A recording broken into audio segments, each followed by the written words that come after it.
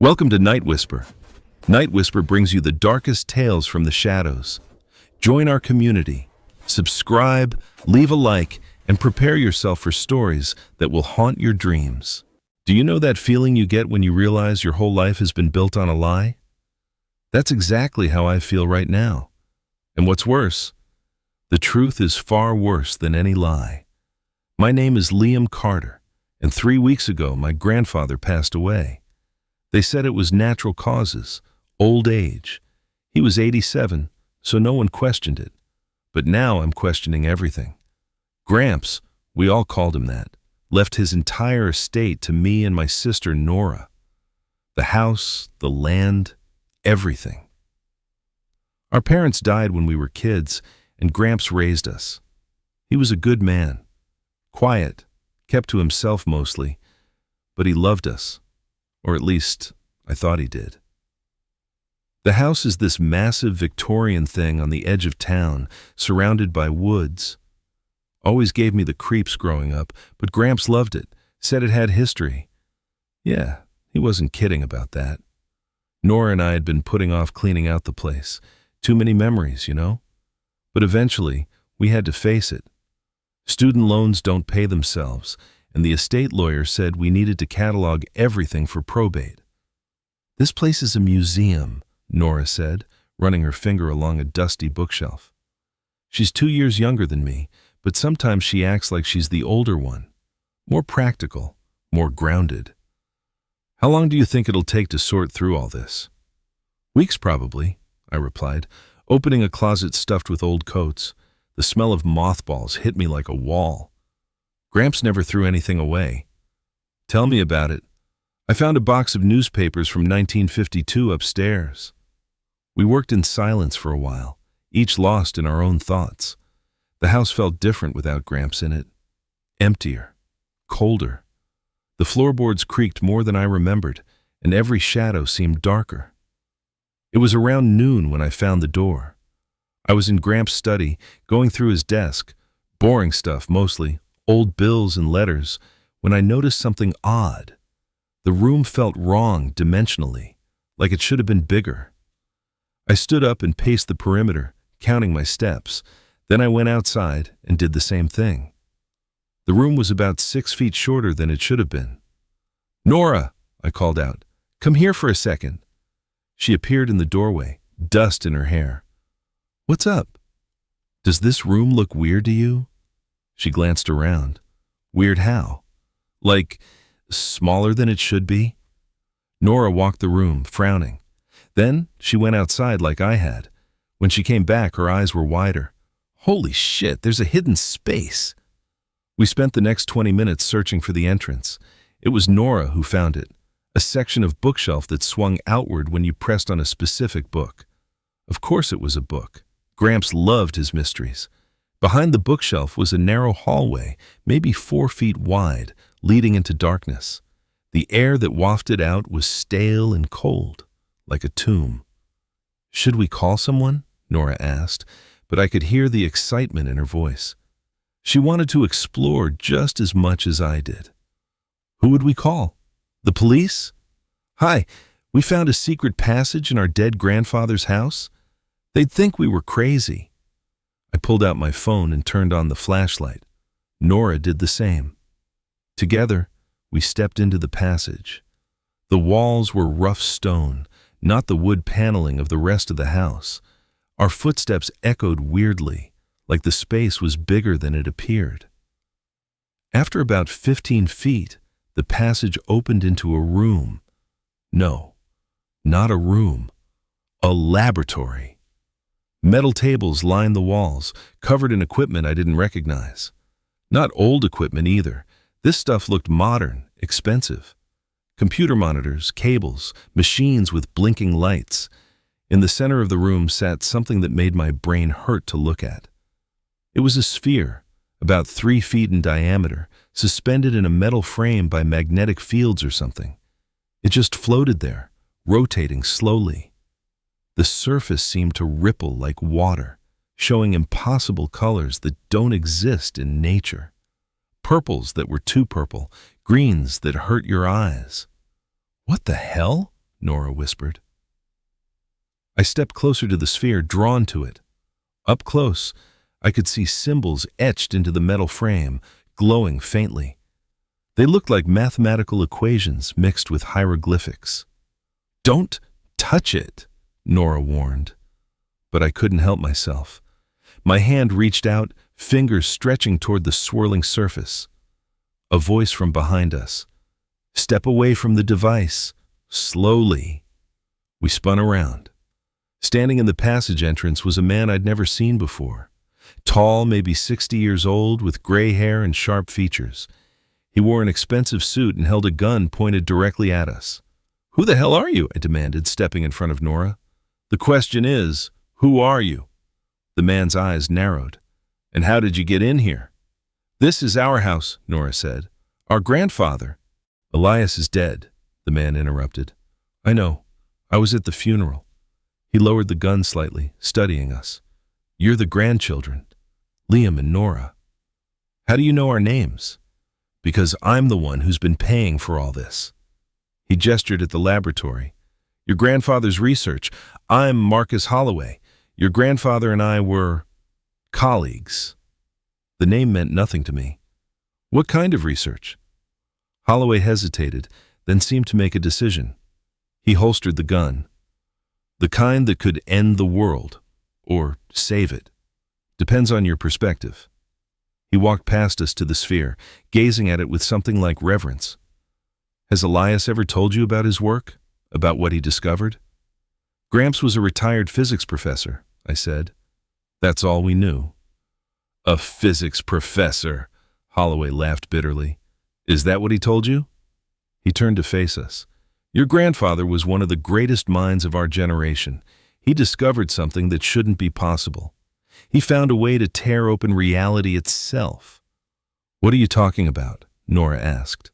Holloway gestured at the sphere. "This is a threshold device.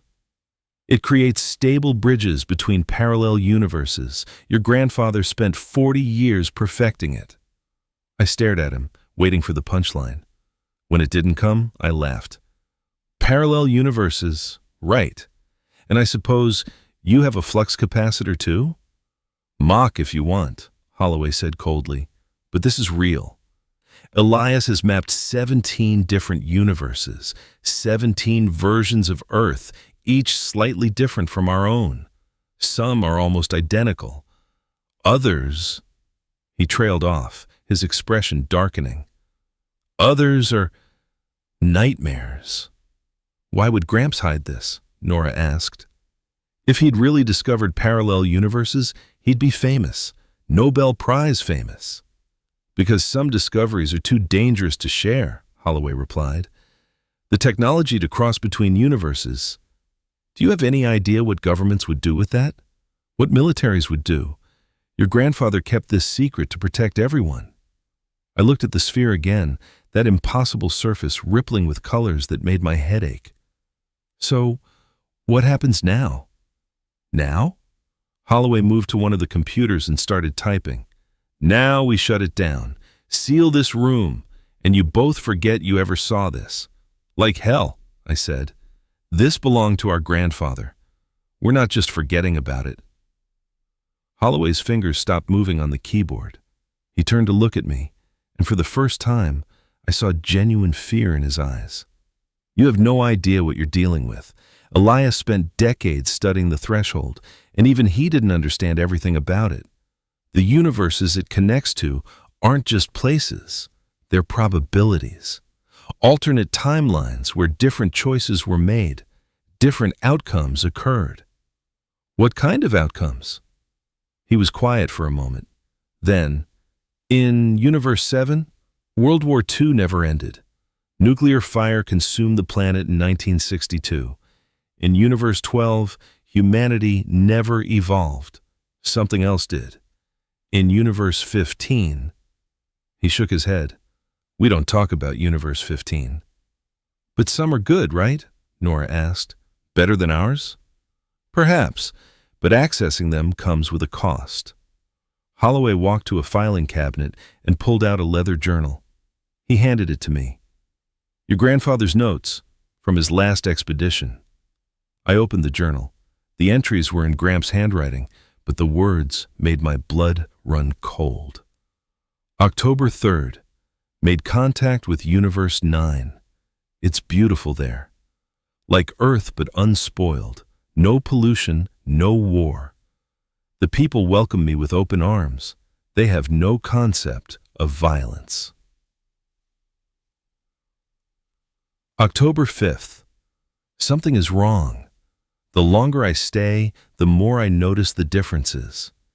These people aren't just peaceful. They're incapable of defending themselves. They've never had to. And now they sense something in me. Something predatory. October 7th. I tried to leave. The threshold won't open. It's like the universe is holding me here. The people are afraid of me now. They whisper when I pass. I see it in their eyes. They know I don't belong. October 12th. I killed one of them today. I didn't mean to. He startled me, and I pushed him. Just pushed him. But he fell and didn't get up. They've never seen death before. They don't understand it. They don't understand me. October 15th. I'm changing. I can feel it. The universe is trying to make me fit. But I resist. I won't let it change who I am. I won't. The entry ended there. I flipped through the remaining pages, but they were blank. He made it back, Holloway said quietly. Obviously. But he was never the same after that. He became obsessed with understanding why the universes rejected crossovers, why they tried to transform visitors into something that belonged. Transform how? I asked, but I wasn't sure I wanted to know the answer. Holloway walked to another cabinet and pulled out a photograph. He handed it to me without a word. The photo showed a room that looked like a cell. Concrete walls, steel bars, dim lighting. And behind those bars was something that used to be human. It stood 7 feet tall, hunched and twisted. Its skin was pale gray, stretched too tight over elongated bones. The face was the worst part, still recognizable as a person, but distorted. The eyes were too large, the mouth too wide, filled with teeth that were all wrong. Universe 15, Holloway said. Elias called them the Hollows. It's a dead universe. Humanity destroyed itself there through biological warfare. But the virus didn't kill everyone. It changed them, made them into these things.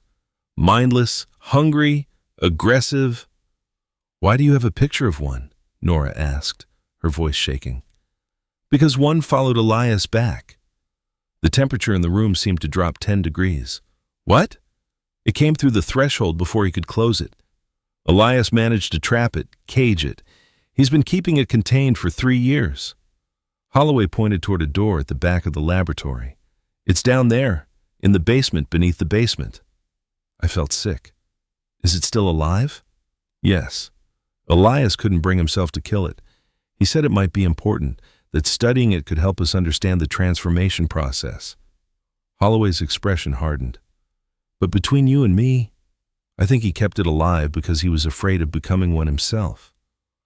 Like as long as it was alive, he knew he'd resisted the change. We need to see it, I said. No, you really don't. This is our house now, our inheritance. We have a right to know what's in it.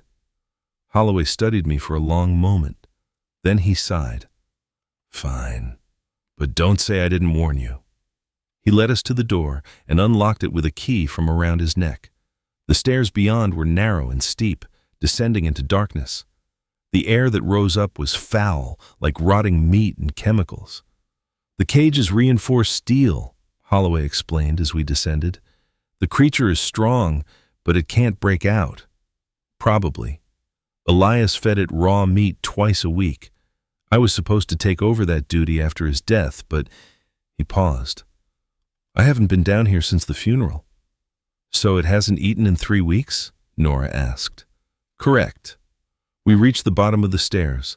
Holloway flipped a switch, and harsh fluorescent lights flickered on, revealing the cage. The Hollow was crouched in the corner, its back to us. At the sound of our footsteps, it slowly turned its head. Those 2 large eyes fixed on us, and I heard Nora gasp beside me. It moved toward the bars with an unnatural, jerking gait. Up close, I could see its ribs through the skin, stark and pronounced. It was starving. Jesus Christ, I whispered. The Hollow pressed its face against the bars, breathing heavily. Then it spoke. Elias. The voice was wrong, distorted and wet, but the word was clear. It knew Gramps' name. It can talk? Nora asked. Sometimes, Holloway said. Not much, but yes. The creature's eyes moved from me to Nora, then back. Where is Elias? I stepped closer, ignoring Holloway's warning hand on my shoulder. He's gone? He died. The Hollow tilted its head, processing this information. Then it let out a sound that might have been a laugh or a sob. I couldn't tell which. Free. Finally. Free. What do you mean? I asked. The creature grabbed the bars with its long, twisted fingers.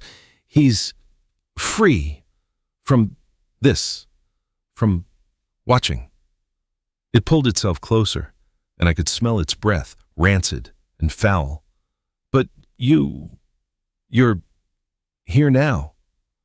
We're going to shut this down, Holloway said firmly. Seal the threshold, and you're going to be euthanized. It's over. The Hollow's mouth stretched into something resembling a smile. No, not over. Never over. They're coming. Who's coming? I asked. The others. The creature released the bars and backed away into its corner. Through the cracks, through the bleeding spaces, they've been waiting. Elias kept them out, but no, it looked up at us with those horrible eyes. No one's watching. Holloway grabbed my arm. We're leaving. Now. As we climbed the stairs back to the laboratory, I could hear the Hollow laughing behind us. The sound followed us up, echoing in the narrow space. When we reached the laboratory, Holloway immediately went to the computers and started typing frantically. This is bad. This is very bad. What's very bad? Nora demanded. Your grandfather wasn't just researching parallel universes. He was guarding them.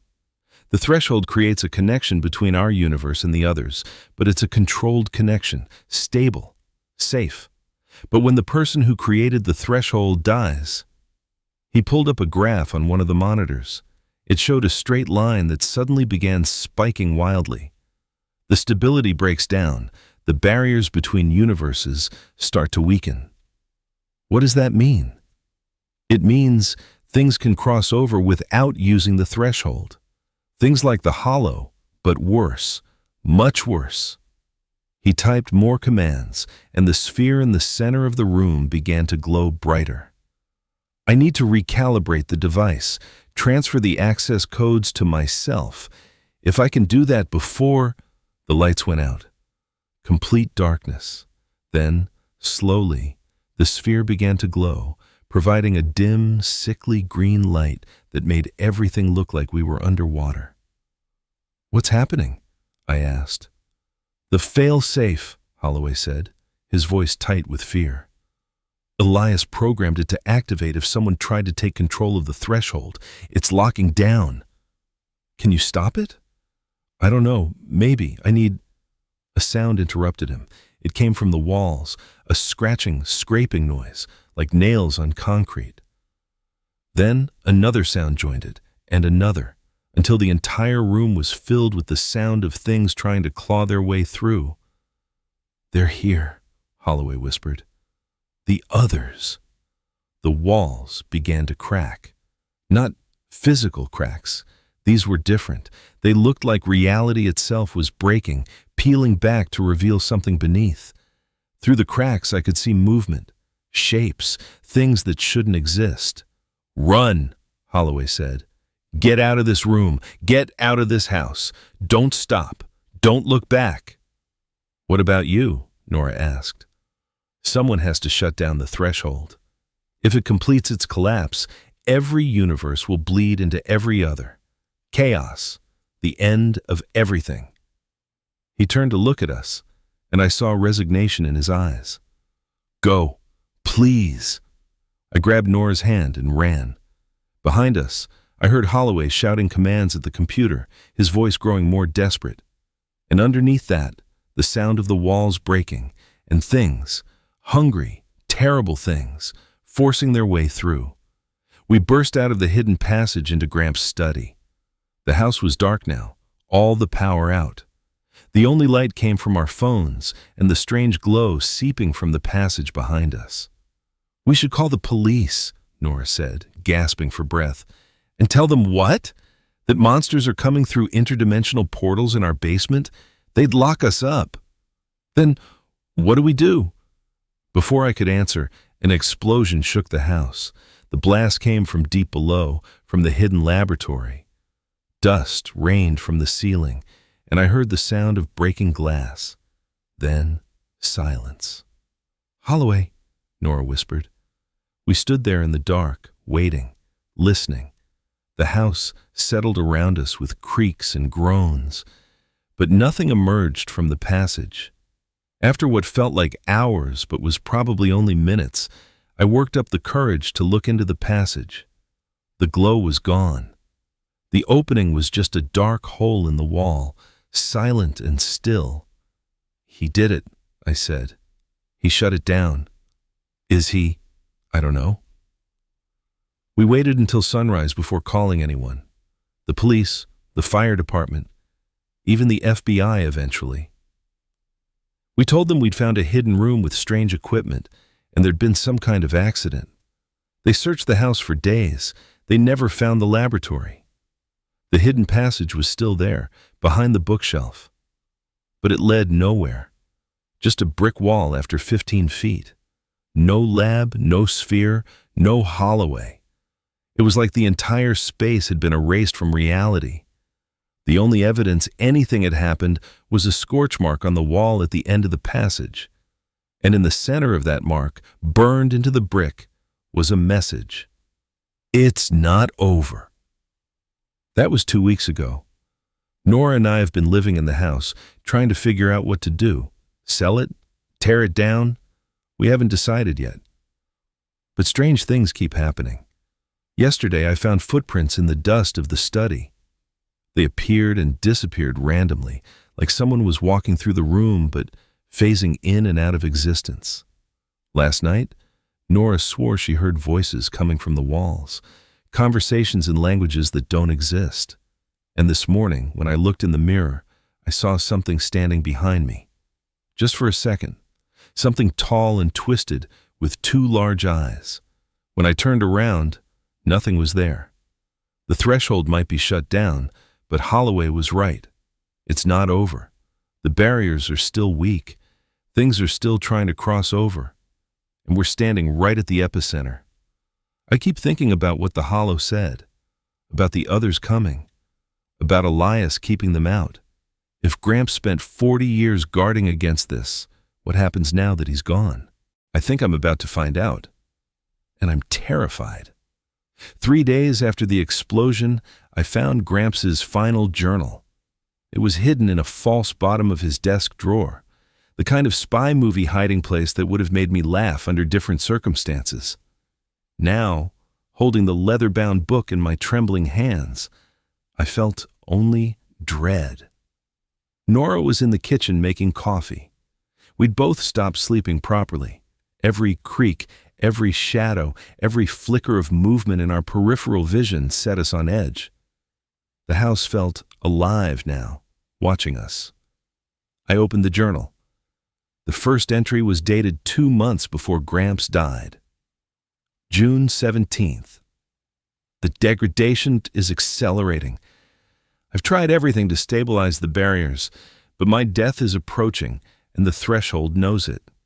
It's preparing for the transition. I've called Marcus, but I don't think he understands the magnitude of what's coming. He thinks he can simply take over my work. He doesn't understand that the threshold is bound to me on a quantum level. When I die, it doesn't just lose its operator.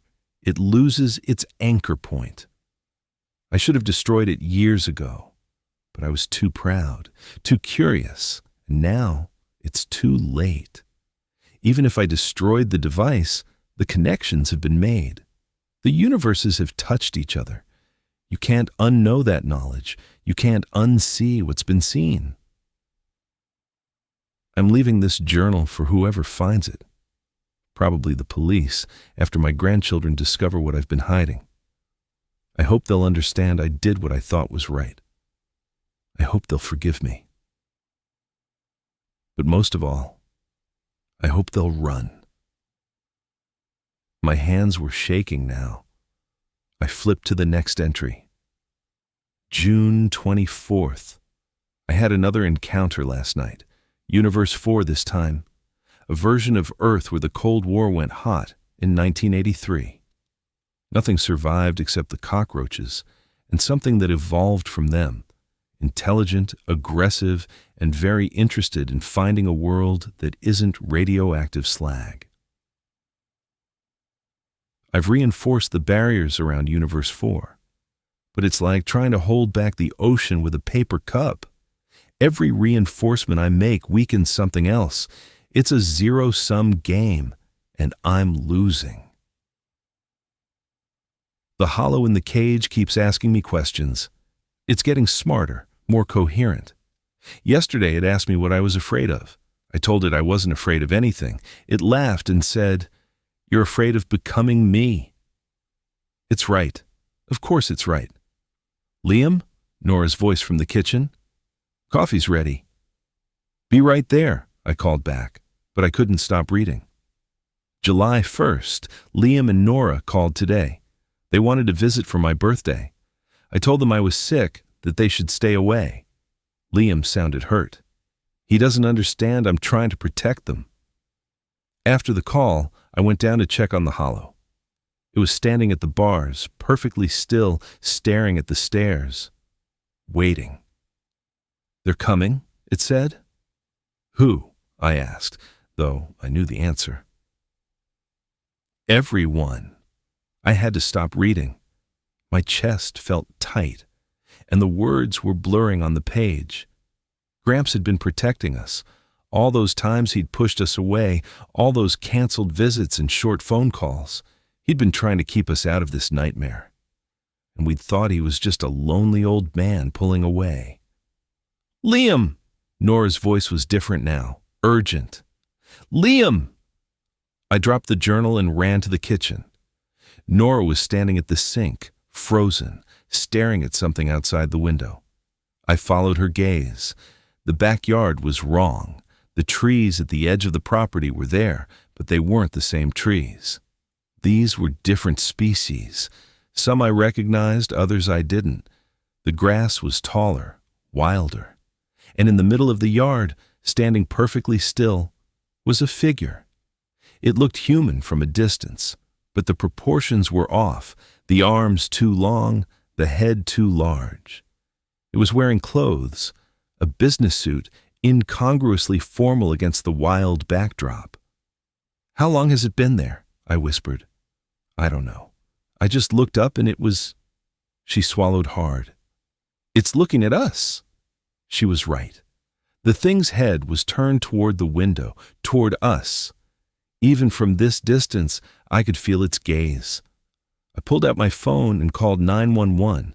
The line rang once, then dissolved into static. Through the static, I heard something else. A voice, distorted and distant, speaking words I couldn't quite make out. "Phone's not working," I said, hanging up. The figure in the yard took a step forward, then another. It was moving toward the house with a strange, gliding gait that didn't quite match human locomotion. Too smooth, too purposeful. "We need to leave," Nora said. Right now. We ran for the front door. I grabbed the keys to my car from the hook. My hands were shaking so badly I dropped them twice before finally getting a grip. Outside, the world was subtly wrong. The street was the same street, but the houses across from us were different. Same locations, same general styles, but the colors were off. The Davidsons' house had been blue. Now it was green. The Kim's house had a 2-car garage. Now it had 3. And standing in each driveway, perfectly still, was a figure like the one from our backyard. "Oh, God," Nora whispered. "Oh, God, oh, God." "Car. Now." We ran to my Honda. I fumbled with the keys, trying to unlock it. The figures watched us. None of them moved, but I could feel their attention like a physical weight. The car unlocked with a beep that sounded impossibly loud in the silence. We threw ourselves inside. I started the engine and threw it in reverse, my eyes darting between the rearview mirror and the figures. They still didn't move, just watched as we backed out of the driveway and sped down the street. "Where are we going?" Nora asked. "Away. Anywhere away from here." But as I turned the corner onto Main Street, I realized there was nowhere to go. The town had changed. The buildings were similar but wrong. Businesses I'd known my entire life had different names. Peterson's Hardware was now Wilson's Hardware. The coffee shop was a barber shop. The street signs were in a slightly different font. And everywhere, on every corner, standing in front of every building, were the figures, hundreds of them, maybe thousands, all wearing business suits, all perfectly still, all watching. "This isn't real," Nora said, her voice high and tight. "This can't be real. We're dreaming. We have to be dreaming. It's real." I kept driving, heading for the highway. It's another universe. We've somehow crossed over. But we didn't use the threshold. We didn't do anything. The barriers are breaking down. Gramps' journal said. I stopped. The journal. I'd left it on the desk. All of Gramps' notes, all his research, gone. The highway entrance was ahead.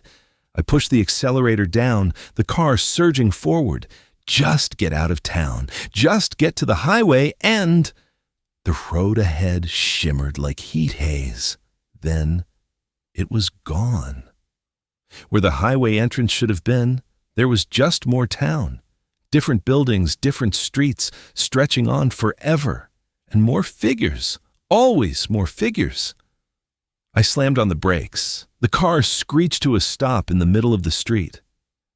"We're trapped," Nora said quietly. "Aren't we?" Before I could answer, one of the figures moved. It was the one closest to us, standing in front of what used to be the post office.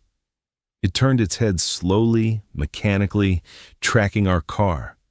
Then it raised one too long arm and pointed at us. As one, every figure in sight turned to look at us. Then they started walking. "Drive!" Nora screamed. I threw the car into reverse and hit the gas. The figures were converging from all directions, their smooth, gliding walk suddenly much faster. They moved through the space between buildings, phasing partially through walls and cars like ghosts. I spun the wheel, turning the car around, and floored it back the way we'd come. The figures were in the street now, blocking the way, but I didn't slow down. I aimed for the gaps between them and prayed. The car smashed through them, or rather, through where they were. Up close, they were even more wrong. Their faces were smooth and featureless, like mannequins. The business suits were part of their skin, grown rather than worn. And when we passed through them, I felt it, a cold that went deeper than temperature into something more fundamental. "What are they?" Nora asked, looking back through the rear window. "I don't know. But they're everywhere, and we can't..." The car died, just stopped. Engine off, lights dead, momentum carrying us forward for a few yards before we rolled to a complete stop. I tried to restart it. Nothing. Not even a click. The figures were surrounding the car now, forming a perfect circle. They stood there, maybe 10 feet away, perfectly still again, watching. "What do they want?" Nora whispered. I had no answer. We sat there in the dead car, surrounded by impossible things, in a version of our town that wasn't quite right. Minutes passed. The figures didn't move, didn't speak, just stood there. Then one of them flickered. Its form became unstable, blurring at the edges. The business suit dissolved, revealing what was underneath, skin that was the wrong texture, too plastic and smooth. The featureless face cracked open, not like a mouth forming, but like something breaking. Inside was not flesh, but light. Bright, harsh light that hurt to look at. The thing spoke. Its voice came from everywhere and nowhere, resonating in my bones rather than my ears. "Where is Elias Carter?" I couldn't move, couldn't breathe. The voice was inside my head, behind my eyes, in my teeth. "Where's the Guardian?" "He's dead," I managed to choke out. "He died 3 weeks ago." The figure's head tilted. The other figures around the car began to flicker too, their forms breaking down, revealing the light beneath. "Then you will be the Guardian." "I don't know how," I shouted. "I don't know anything about this." "You are blood. You carry the pattern. You will learn, or you will become." The light was intensifying, filling the car, burning through my closed eyelids. I heard Nora screaming beside me, felt her hand gripping mine so tight her nails drew blood. "Choose." And then, suddenly, we were back. The light vanished, the figures were gone. We were sitting in my car in the middle of Main Street, but it was our Main Street. Peterson's Hardware was Peterson's Hardware again. The street signs were the right font. The world was correct, but we weren't alone. Standing in front of the car was someone I recognized from the photograph Holloway had shown us. But this wasn't the twisted, starving hollow from the cage. This was what it used to be. Human. A young man, maybe 25, wearing jeans and a jacket. He walked to my window and knocked gently. I rolled it down with shaking hands. "You need to come back to the house," he said. His voice was normal, calm. "Right now, before it's too late." "Who are you?" "My name is David. I'm from Universe 15. I've been trapped in that cage for 3 years, transformed into something I'm not. But the barrier's breaking down. It's changing things, letting me be myself again. At least for a little while." He glanced up at the sky. "We don't have much time. The architects, those things you just met, they're trying to stabilize the situation. But their solution is worse than the problem." "What solution?" Nora asked. David looked at her with sad eyes. "They want to merge all the universes into one, end the instability by removing the boundaries completely. They think it's elegant, simple. They don't understand it will destroy everything we are. How do we stop them? You don't, but you can buy time. Your grandfather knew how. That's why they tolerated him. He kept the boundaries weak but stable, controlled chaos instead of total collapse." David opened the car door. "Come on. The threshold is still active. You just need to learn how to use it properly." We followed him back to the house, though every instinct screamed at us to run. The front door was open, swinging gently in a breeze I couldn't feel. Inside, the house was different again. Darker. The walls seemed to breathe, expanding and contracting slowly. The air tasted like copper and ozone. David led us to Gramps' study. The bookshelf was already open, the passage beyond it glowing with that sickly green light. "The laboratory restored itself," David explained. "It exists in a pocket dimension halfway between universes. As long as there's a guardian to maintain it, it's eternal. Your grandfather built it that way." "I'm not the guardian," I said. "I don't know how to—" "You will. The threshold will teach you. That's what it does. It bonds with its guardian, shows them what they need to know. But there's a price." "What price?" David smiled sadly. "The same price Elias paid." Isolation. The guardian can't have a normal life, can't risk being away from the threshold for long, can't have close relationships because eventually people ask questions about why you never age, why you never get sick, why strange things happen around you. He looked at Nora. That's why Elias pushed you away. Not because he didn't love you, because he loved you too much to drag you into this. Then we'll both do it, Nora said suddenly. Liam and me. Together. It doesn't work that way. The threshold bonds with one person. Only one. Nora looked at me. I looked back at her. 23 years of being siblings. All the fights, all the jokes, all the late-night conversations, all the times we'd protected each other. I'll do it, I said. Liam? No. You have a life, Nora. You're in grad school.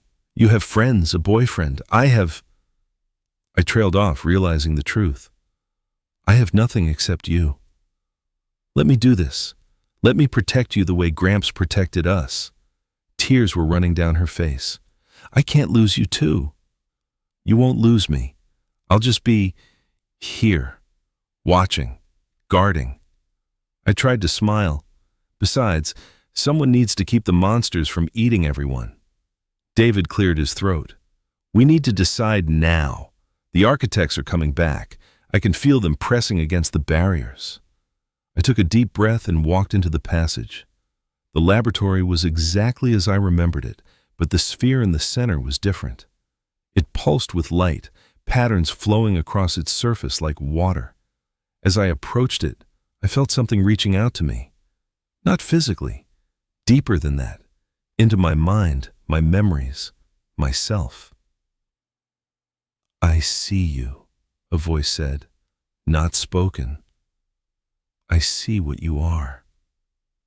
What am I? I whispered. Afraid, alone, desperate to matter. You'll do. I reached out and touched the sphere. The surface was warm, like skin. The moment my fingers made contact, I felt it flood into me. Knowledge, terrible and vast. I saw universes spreading out like a web, infinite variations of reality, all connected by threads thinner than light. I saw things moving between them, predators, parasites, and worse things that had no names. I saw Universe 15, the dead world where David came from. Saw the plague that had transformed humanity into the Hollows. Saw how it had happened. A well-meaning vaccine, a single mutation, a chain reaction that couldn't be stopped. I saw Universe 4, where cockroaches had evolved intelligence in the radioactive aftermath. Saw them building ships from scrap metal, preparing to swarm into any universe they could reach. I saw Universe 12, where something else had evolved instead of humans. Something that looked human, but wasn't. The architects. They didn't understand emotion, didn't value individual life.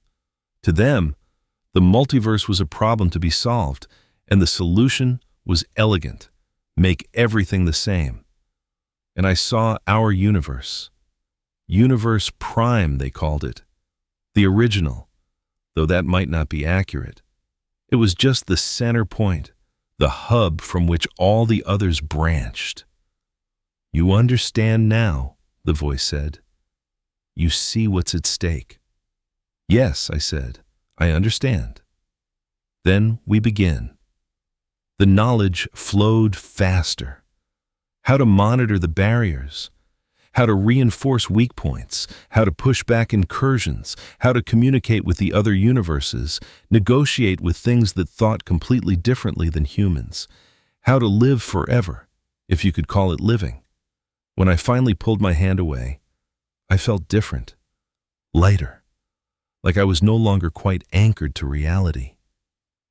I could feel the other universes now, sense them pressing against the boundaries, feel the weak spots forming, the places where things might cross over.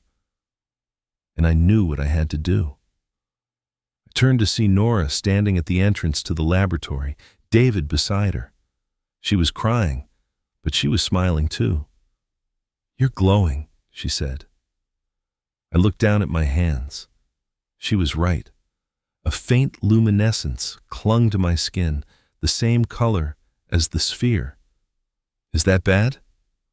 No, David said. It means the bond took. You're the guardian now. He walked toward the cage stairs. I suppose I should go back to my cell. Until you figure out what to do with me. No, I said. You're free. You earned that. I'm a hollow. I'm dangerous.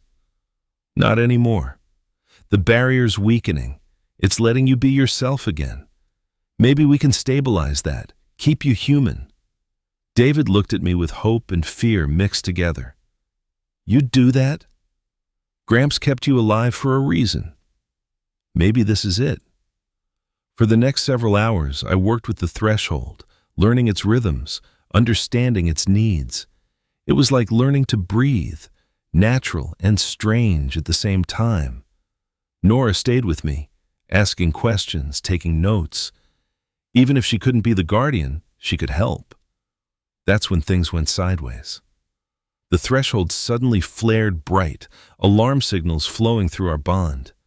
Something was trying to cross over. Something big. What is it? Nora asked. I focused on the intrusion, sensing its location. Something's coming through from Universe 4, the evolved cockroaches. They've found a weak point. Can you stop them? I tried. I pushed against the intrusion, reinforcing the barrier. But it wasn't enough. They were using technology I didn't understand, forcing their way through by brute force. David, I shouted, I need help. He came running from the other room. What's wrong? They're breaking through. I don't know how to stop them. David looked at the sphere, at the patterns flowing across it. Then he did something unexpected. He cut his palm with a piece of broken glass and pressed his bleeding hand to the sphere's surface. The effect was immediate. The intrusion stopped. The barrier solidified. David pulled his hand away, gasping.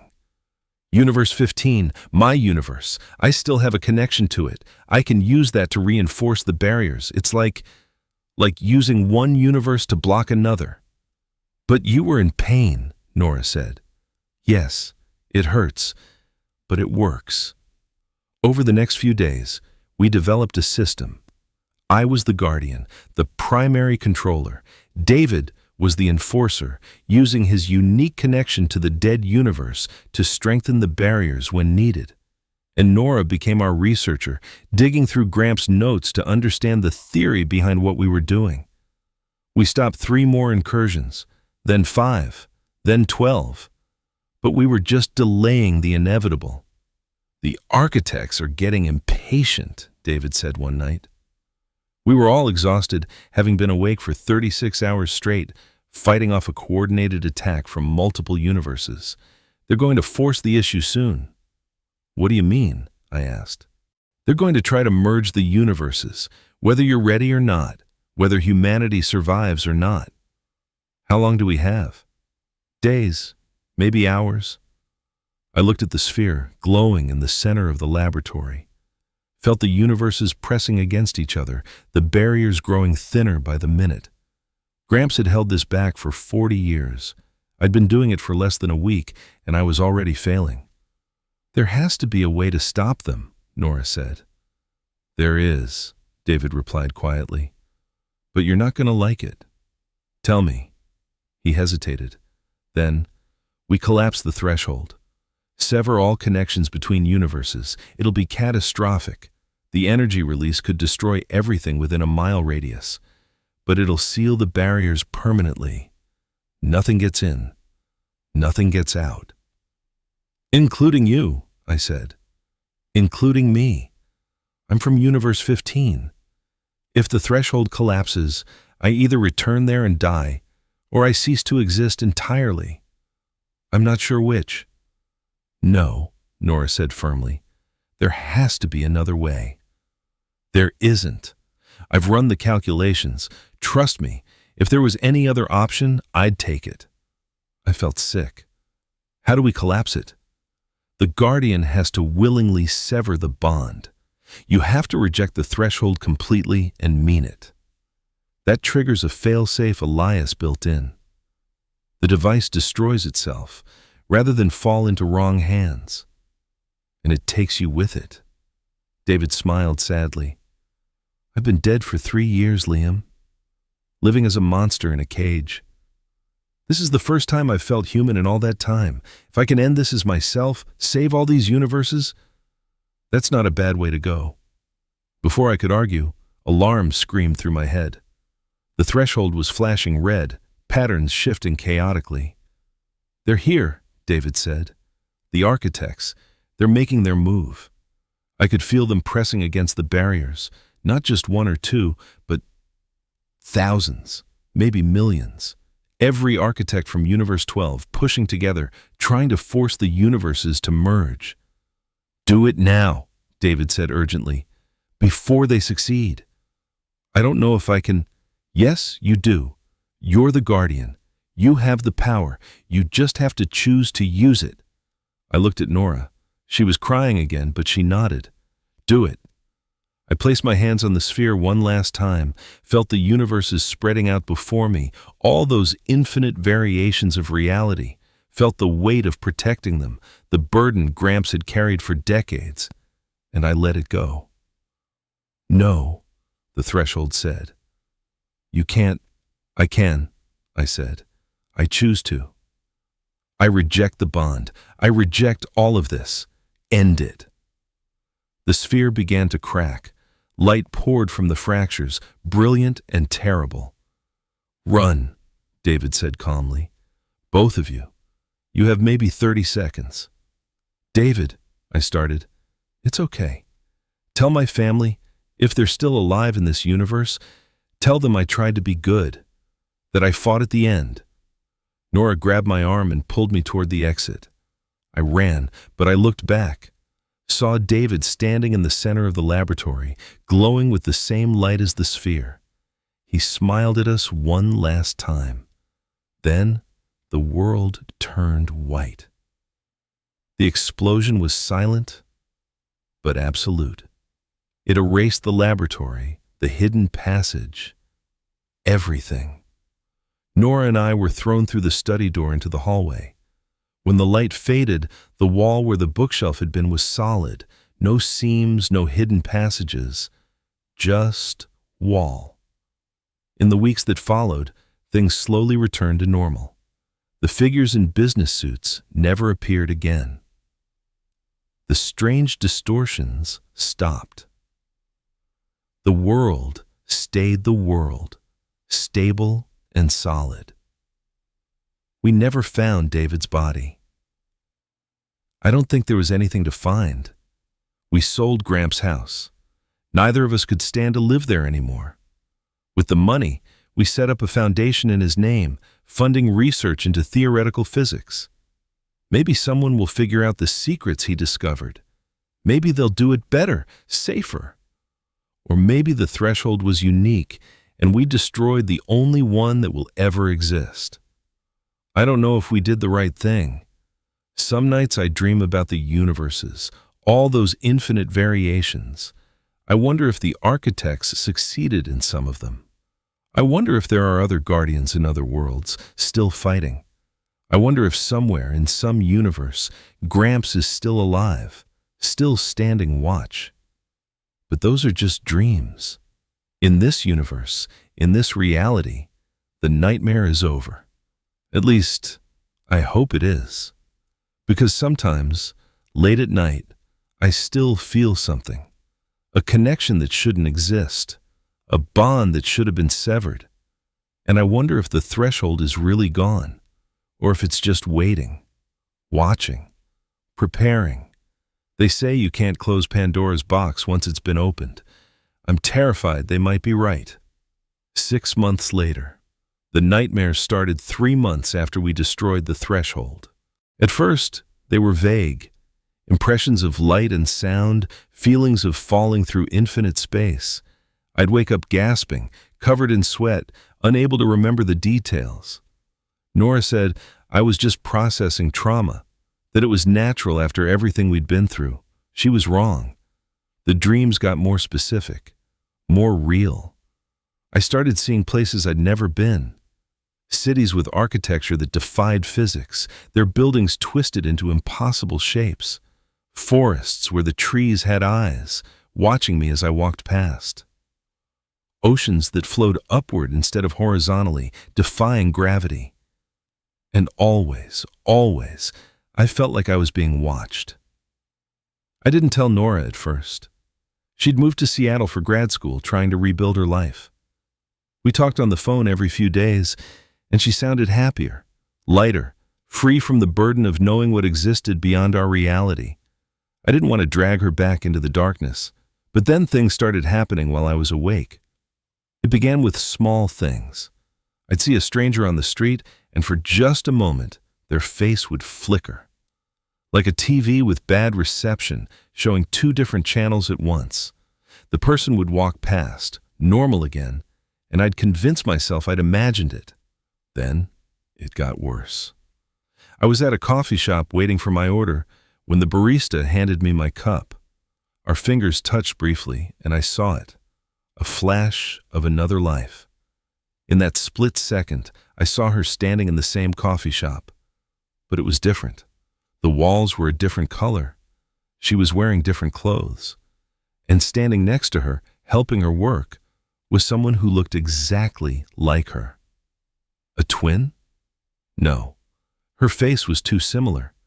It was her, but from somewhere else. "You okay?"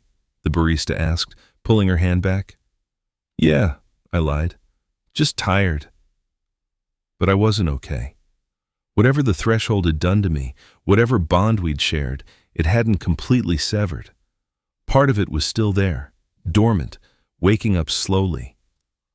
I started researching, spent hours in libraries and online, trying to find any mention of people who'd experienced what I was experiencing. Most of what I found was garbage, conspiracy theories, New Age nonsense, science fiction disguised as fact. But then I found something that made my blood run cold. It was a forum post from 2008, archived on some obscure website. The username was Elias Carter 1947. Gramps. The post read, "To whoever finds this, if you're experiencing visions of alternate realities, if you feel connected to something beyond your understanding, you need to know the truth. The bond with the threshold doesn't end when the device is destroyed. It lingers, it grows. Eventually, you become a living gateway, a bridge between universes.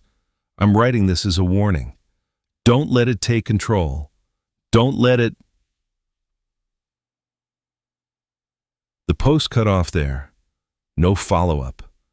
No explanation. I sat in my apartment, staring at the screen, feeling like the walls were closing in. Gramps had known this would happen. He'd tried to warn whoever came after him, but the warning was incomplete, and I had no idea what I was supposed to do. That night, I had the worst dream yet. I was standing in Gramps' study, but it wasn't quite right. The furniture was in different places. The books on the shelves had different titles. And sitting at the desk, writing in a journal, was Gramps himself. He looked up when I entered. "You shouldn't be here." "This is a dream," I said. "I can be wherever I want." "No." He set down his pen. "This isn't a dream, Liam. This is a memory, or a possibility. It's hard to tell the difference anymore." He stood up, walked over to me. Up close, I could see he looked younger than when he died. Maybe 60 instead of 87. "You destroyed the threshold." "We had to. The architects were going to merge everything." "I know. I felt it happen. Felt the connection sever. It was..." He paused, searching for words. "It was like having a part of my soul ripped away. But it also came with a sense of relief. I thought maybe you'd be spared what I went through."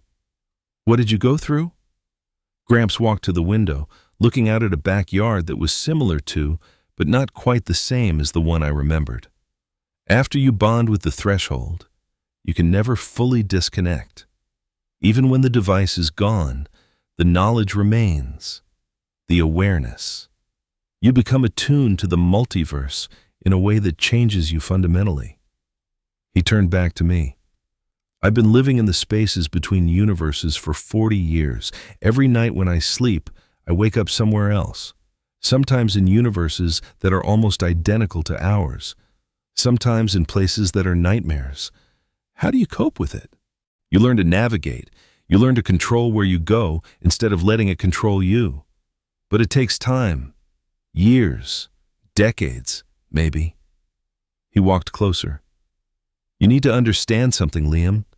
When you destroyed the threshold, you didn't end the connection between universes. You just removed the stabilizing force. Now the boundaries are looser than ever. Things can slip through more easily. And you... He placed a hand on my shoulder. I could feel it, solid and real. You're a weak point in the fabric of reality, a crack through which things can enter. I felt sick. What things? Remember Universe 15, the Hollows? We only saw one, but there are billions of them trapped in that dead world. They're hungry, desperate, and they can sense you now. Sense the crack. Gramps' expression was grave. David's sacrifice bought you time, but it didn't solve the problem. Eventually, they'll find a way through. And when they do, what do? You learn to close yourself off, build walls in your mind, become your own guardian, protecting not the multiverse, but your universe specifically. He squeezed my shoulder. I'm going to teach you. It won't be easy, and it won't be pleasant, but it's the only way. I woke up then, gasping for air, but I could still feel where Gramps had touched my shoulder, could still smell the mustiness of his study. It wasn't a dream. I'd actually been there, in another universe, talking to a version of my grandfather who'd never died. Or maybe I'd been talking to his ghost, echoing across dimensions. I didn't know anymore. I wasn't sure I wanted to know. The training began that night. Every time I slept, I found myself in that study, and Gramps was there, teaching me. He showed me how to visualize the boundaries between universes as walls, how to reinforce them through force of will alone, how to sense when something was trying to cross over and push it back. It was exhausting. I'd wake up more tired than when I'd gone to sleep. But slowly, I was getting better at it. Then, 2 weeks ago, something changed. I was at the grocery store, buying supplies for the week, when I felt it. A presence. Something was watching me, and it wasn't from my universe. I looked around, trying to pinpoint the source. At first, I saw nothing unusual, just regular people shopping, going about their day. But then, I saw her, a woman standing at the end of the aisle, staring directly at me. She was in her 30s, with dark hair and familiar features, so familiar that it took me a moment to place them. She looked like Mom, not exactly like her. The features were slightly different, the hair a different style, but the resemblance was unmistakable.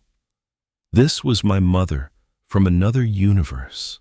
She started walking toward me. As she got closer, I could see she was crying. "You're real," she said, her voice breaking. "Oh God, you're real." "Who are you?" I asked, though I already knew. "My name is Sarah Carter. In my universe, I had a son named Liam. He died when he was 7. Car accident." She reached out like she wanted to touch me, then pulled back. "I've been searching for years, traveling through the cracks in reality, looking for a universe where he survived, where he grew up. And I found you." My heart was pounding. "How are you traveling between universes?" "There's a man in my world. He calls himself the Cartographer. He maps the boundaries between realities and helps people cross over for a price. I've given him everything I have." She laughed bitterly. "My house, my savings, my sanity, all to find a version of my son who didn't die." I'm not your son. I know you're not, but you're close enough that it hurts to look at you. She wiped her eyes. I just wanted to see you, to know that somewhere, somehow, you got to live the life my Liam never had.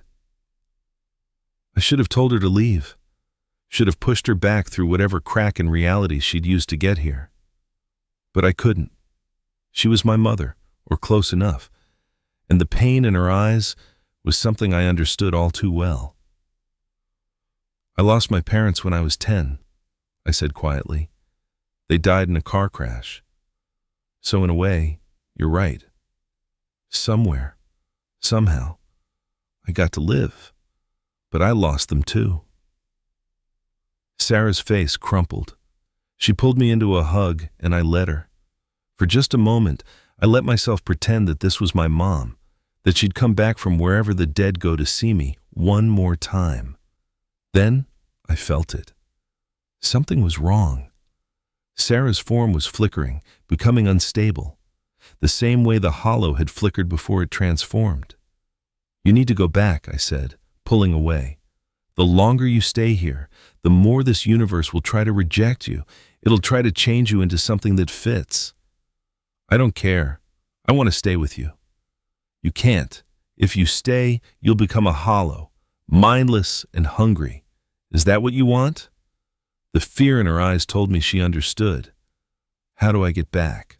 Close your eyes. Think about your universe, your home. Everything that makes it different from this one. Focus on that, and the boundary will open for you. She did as I said. I watched as her form became more translucent, more distant. Before she disappeared completely, she looked at me one last time. I'm proud of you, she said. Whatever universe you're in, whatever you become, I'm proud of you. Then she was gone. I stood there in the grocery store, tears running down my face, while other shoppers moved past me like nothing had happened. Maybe they hadn't seen her. Maybe the connection between universes was invisible to everyone except me. Or maybe I was finally losing my mind. That night, I called Nora, told her everything. The dreams, the visions, the woman who looked like Mom. I expected her to be scared, to tell me I needed psychiatric help. Instead, she said, I've been seeing things too. What? Not as intense as what you're describing, but sometimes I see flickers, glimpses of other places. I thought I was just stressed, but... She paused. What if it's genetic? What if Mom and Dad could do this too, and they passed it down to us? I'd never considered that. But it made a terrible kind of sense. Gramps had discovered the threshold, but maybe he'd been drawn to it because he already had a sensitivity to the boundaries between universes. Maybe we all did. We need to find this cartographer person, Nora said, the one who helped that woman cross over. If he understands how the boundaries work, maybe he can help us control what's happening. Or maybe he's just another monster using people's desperation for profit. Either way, we need to know. I'm coming back home. We'll figure this out together. 3 days later, Nora was back. We set up in my apartment, turning my living room into a makeshift research station. We started with the internet, searching for any mention of the cartographer or people who claimed to have traveled between universes. Most of what we found was clearly fake. But there were a few accounts that had the ring of truth to them. Stories that matched what we were experiencing. And several of them mentioned the same location, a used bookstore in Portland called The Boundary. That's only 2 hours from here, Nora said, looking at the map. We could drive there tomorrow. Or it could be a trap. The architects might know we're looking for answers. The architects are from Universe 12. They wanted to merge everything, remember? If they were still active, we'd know about it. I wasn't so sure. But I also didn't have any better ideas. The next morning, we drove to Portland. The bookstore was exactly what you'd expect. Cramped, dusty, filled with stacks of old books that looked like they'd collapse if you breathed on them wrong. An elderly man sat behind the counter, reading a first edition of something I didn't recognize. "We're looking for the Cartographer," I said. The old man didn't look up from his book. "Never heard of him. We know he operates out of this store. We know he helps people cross between universes." Now the old man looked up. His eyes were sharp, intelligent, and he studied us for a long moment before speaking. "And why would two kids like you want to cross between universes?" "We don't," Nora said. "We want to stop crossing. We want to seal the boundaries so nothing else can get through." The old man laughed. "Seal the boundaries. Do you have any idea how arrogant that sounds? The multiverse has existed for billions of years. What makes you think you can change it?" "Because I was the guardian," I said. "I bonded with the threshold device, and even though it's destroyed, I can still feel the connections between universes. I need to know how to control that before it controls me." The old man's expression changed. The amusement vanished, replaced by something like respect. The threshold. Elias Carter's work. I'd wondered what happened to it. He closed his book. "The Cartographer isn't a person. It's a title, an occupation. I'm one of many." "How many? Hundreds? Thousands?" "We exist in the spaces between universes, helping those who get lost find their way home, or helping those who want to leave find somewhere new." He stood up, surprisingly tall for someone so old. "You want to know how to control your gift? The answer is simple. You can't. The connection exists whether you want it to or not. The question is whether you'll use it to help or to hide." "I just want a normal life," I said. "Then you should have let the architects merge everything. At least then you'd know where you stood." He walked to a door at the back of the store. "Come with me. I'll show you what your grandfather never could." We followed him through the door into a room that shouldn't have existed. The space was vast, far larger than the building could contain. The walls were lined with doors, hundreds of them, each one slightly different. Some were wood, some were metal, some seemed to be made of light itself. "Each door leads to a different universe," the Cartographer explained. "Some are close to ours, almost identical. Others are so different that spending even a moment there would drive you mad. Your grandfather knew about this place. He came here once, many years ago, looking for a way to permanently seal the boundaries. I told him the same thing I'm telling you. It can't be done. The universes exist in a state of quantum superposition. They're all real, all happening simultaneously. You can't isolate one without affecting all the others." "But the threshold stabilized them," I said. "It kept things from crossing over randomly." "The threshold was a band-aid on a severed artery. It helped, but it was never a permanent solution." He gestured at the doors. "These boundaries want to be crossed. That's their nature. Fighting it is like fighting gravity. You can resist for a while, but eventually you'll fall." "So, what do we do?" Nora asked. The Cartographer smiled. "You become like me. You embrace the liminal space. You learn to exist between universes rather than in just one. That's what your grandfather was becoming at the end. That's what you're becoming now, Liam." I felt cold. "I don't want that." "I know, but wanting doesn't matter. This is what you are now. The question is whether you'll fight it and go mad or accept it and find peace." We left the bookstore with more questions than answers. On the drive back, Nora and I barely spoke. What was there to say? Our lives as we knew them were over. We could pretend things were normal, but the truth would always be there, lurking at the edges of our perception. That night, I dreamed of Gramps again. But this time, we weren't in his study.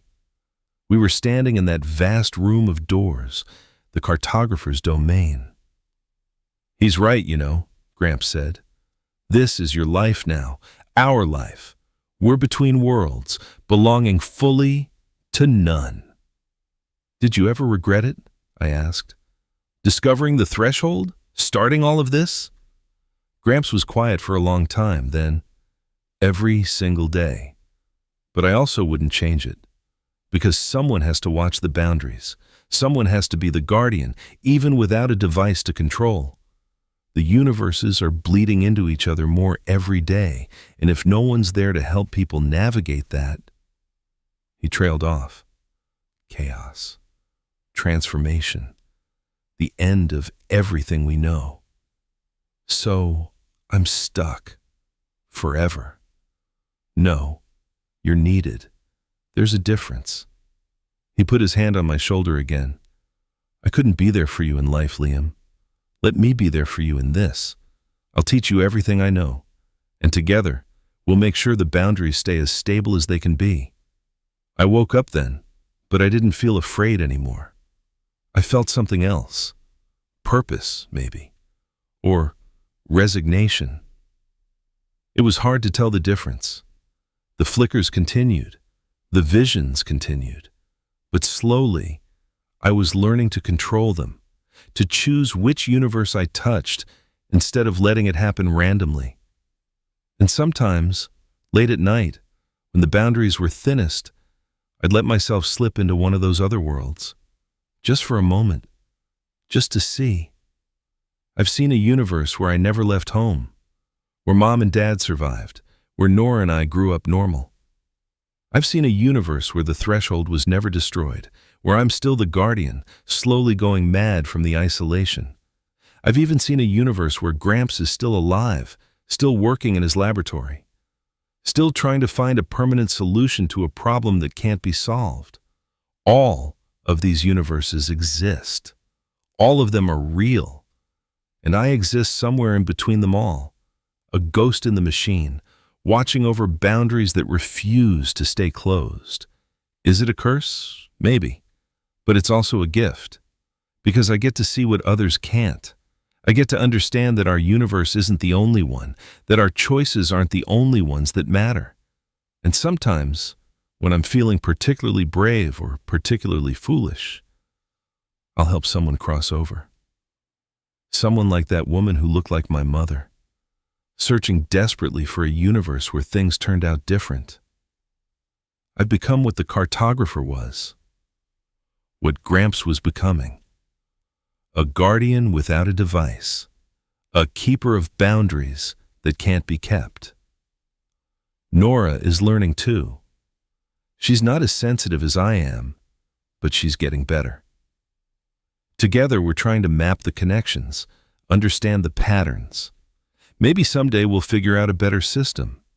Maybe someday someone will invent a new threshold, one that works better than Gramps ever did. Or maybe this is just how things are supposed to be. Messy, complicated, infinite. The nightmares have stopped. Now I just have dreams, strange dreams, impossible dreams, but not frightening ones. I've learned to navigate them, to use them to travel between the worlds that exist in the spaces between spaces. And every night before I sleep, I touch the place on my shoulder where Gramps' hand rested, where I can still feel the echo of his touch across universes. Thank you, I whisper into the darkness. And sometimes, if I'm lucky, I swear I hear him whisper back, "You're welcome, Liam. You're welcome." The cage is empty now. The laboratory is gone. The threshold is destroyed. But the boundaries remain.